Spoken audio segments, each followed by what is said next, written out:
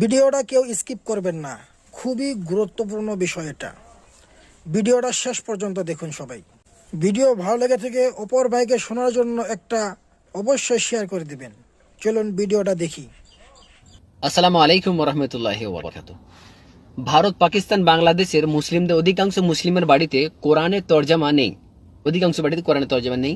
নবী সাল্লাল্লাহু আলাইহি সাল্লামের সহিহ হাদিস নেই। বুখারী, মুসলিম এই ধরনের কোনো হাদিস তাদের বাড়িতে দেখতে পাওয়া যায় না অধিকাংশ বাড়িতে। কিন্তু তাদের বাড়িতে ফাজালে আমল ঠিক আছে, বেহেশতি জিওর আছে, 12 চাঁদের ফজিলত আছে এবং আপনার নিয়ামুল কোরআন, তাবিজের কেতাবও আছে, সব কিছু আছে। কিন্তু নবীর হাদিস নেই, আল্লাহর কোরআনের তরজমা নেই। আর এই কটা বই মুসলিমদের ইমানকে ধ্বংস করে ছেড়ে দিয়েছে। এই বই বিদাতের দিকে আহ্বান করে, শিরকের দিকে আহ্বান করে মানুষকে। বেহেশতির জিওরে এক জায়গায় লেখা আছে যে একজন স্ত্রী তার যদি স্বামী হারিয়ে যায় তাকে